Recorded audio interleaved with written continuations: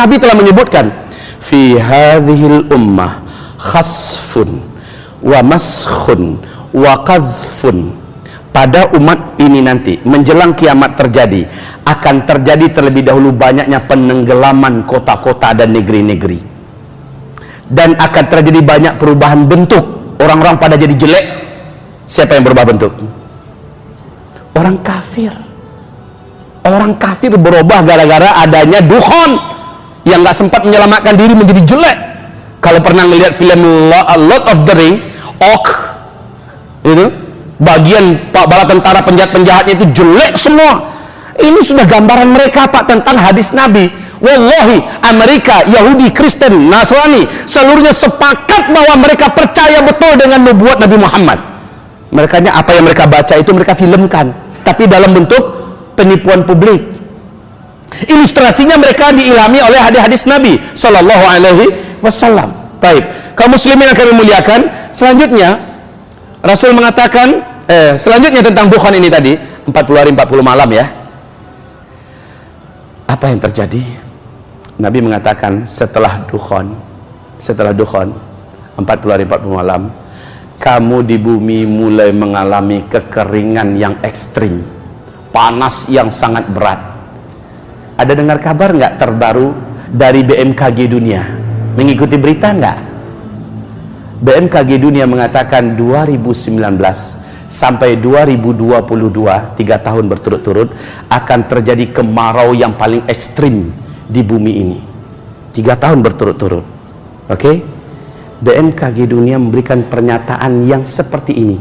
2019, 2020, 2021. Startnya 2019, hitungan pertamanya 2020, 21, 22, 3 tahun.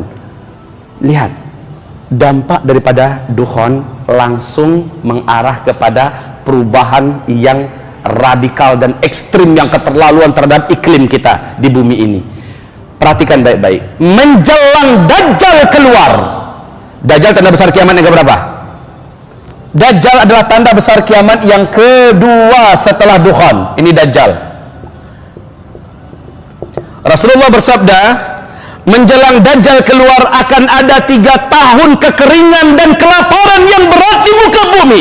1 tahun pertama menjelang Dajjal keluar, sepertiga air dari langit Allah biarkan tidak turun, dan sepertiga tanam-tanaman dan makanan hewan-hewan yang dapat dimakan di muka bumi Allah biarkan mati, pakan menjadi langka. Satu bumi mulai kekurangan makanan, kelaparan mulai melanda di mana-mana.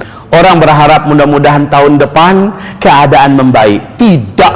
Tahun berikutnya, tahun kedua menjelang Dajjal keluar, 2/3 air dari langit Allah tahan turunnya, dan 2/3 tanam-tanaman serta makanan dan hewan ternak yang ada di bumi yang bisa dimakan Allah biarkan mati.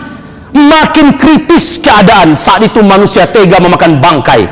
Saat itu tetangga tega mendatangi tetangga yang lain dan menghunjamkan belati-belati mereka ke tetangganya demi memperebutkan sepotong roti. Dalam Sahih Bukhari Rasul bersabda, takkan terjadi kiamat sampai tetangga tega membunuh tetangganya karena menyangka di tangan tetangganya ada makanan. Ketika tetangganya sudah dibunuh, diperiksa satu rumah, tidak ketemu makanan, dan dia pun keluar tanpa ada penyesalan cari makanan yang lain.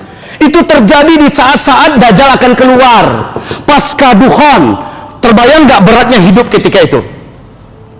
Tahun ketiga, di mana tahun itu Dajjal keluar, kata Rasulullah Sallallahu Alaihi Wasallam, sama sekali air dari langit Allah tahan turunnya. Allah, air yang ada di bumi, tanam-tanaman yang ada di muka bumi Allah biarkan mati.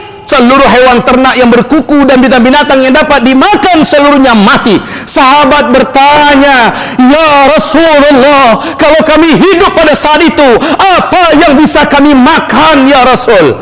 Jawaban Nabi adalah, makan minum kamu saat itu adalah zikir. Subhanallah, walhamdulillah, wala ilaha illallah, wallahu akbar. Siapa yang membacanya berulang-ulang dan dia meniatkan untuk mengenyangkan perutnya yang kelaparan, Allah akan kenyangkan perutnya dan dia tidak lagi akan kelaparan. Siapa yang meniatkan agar hilang dahaganya, maka Allah akan hilangkan dahaganya dan dia tidak akan mencari lagi air untuk diminum. Zikir saat itu. Maka manusia pada saat tahun Dajjal keluar, yang beriman ya, akan berubah seperti malaikat. Fisiknya ada, tapi tidak ada makanan, tidak ada minuman, sementara mereka bisa hidup dan mereka sehat.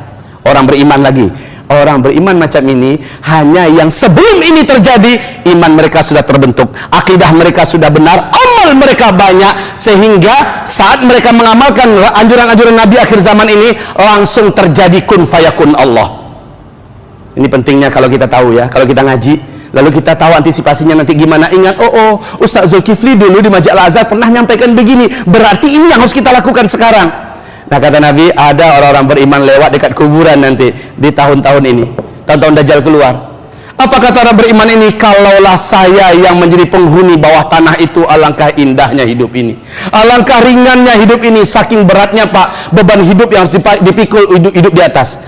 Orang-orang berimannya tapi imannya menyimpang, amalnya banyak salah, dosanya menumpuk, dia banyak mengakhiri hidupnya dengan cara bunuh diri. Sebagian besar manusia menanti-nanti kedatangan Dajjal, karena mereka sudah dengar kabar di mana Dajjal masuk, di kota mana Dajjal nyampe, penduduk di sana langsung hidup kembali, langsung makmur kembali. Apalagi Dajjal membawa gunungan roti dan makanan di tengah-tengah manusia kelaparan. Dajjal betul-betul menjadi idola. Dajjal diimpi-impikan kedatangannya dan sangat dinanti-nantikan.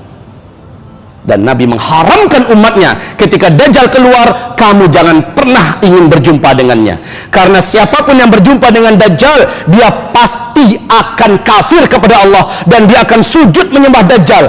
Walaupun Dajjal sudah hilang dari kotanya, dia akan tetap kafir kepada Allah sampai dia menghembuskan nafas terakhirnya. Innalillah. Yang paling banyak menyembah Dajjal nanti ketika Dajjal datang ke kota-kota kamu di seluruh dunia ini, dari umatku yang paling banyak mengikuti Dajjal, sujud menyembah Dajjal adalah kaum wanita, kata Nabi. Kaum wanita. Maka Nabi mengajarkan 6 cara agar selamat dari Dajjal. Nabi ajarkan 6 cara agar selamat dari Dajjal. Pertama, kata Nabi, kalau kamu dengar Dajjal sudah keluar, maka segeralah kamu lari ke Mekah dan ke Madinah. Hanya 2 kota ini di bumi yang Dajjal tidak mampu masuk, baik fisiknya Dajjal atau bala tentaranya Dajjal atau kekuatan magic dan sihir Dajjal tidak akan mampu menembus Mekah dan Madinah. 2 kota ini saja. Yang kedua, Nabi mengatakan, kuatkan dan luruskan akidah kamu, tauhid kamu, dan wajib membaca doa sebelum Assalamualaikum dengan doa perlindungan dari Dajjal dalam sholat. Mintakan kepada Allah doa seperti itu. Imam Taus bahkan melarang anaknya, nak, kamu jangan sampai nggak baca doa. Ketahuan oleh Imam Taus, ternyata anaknya ini nggak baca, kedengaran oleh beliau nggak baca, lalu beliau ulangi sholatmu nak, baca itu doa perlindungan dari Dajjal.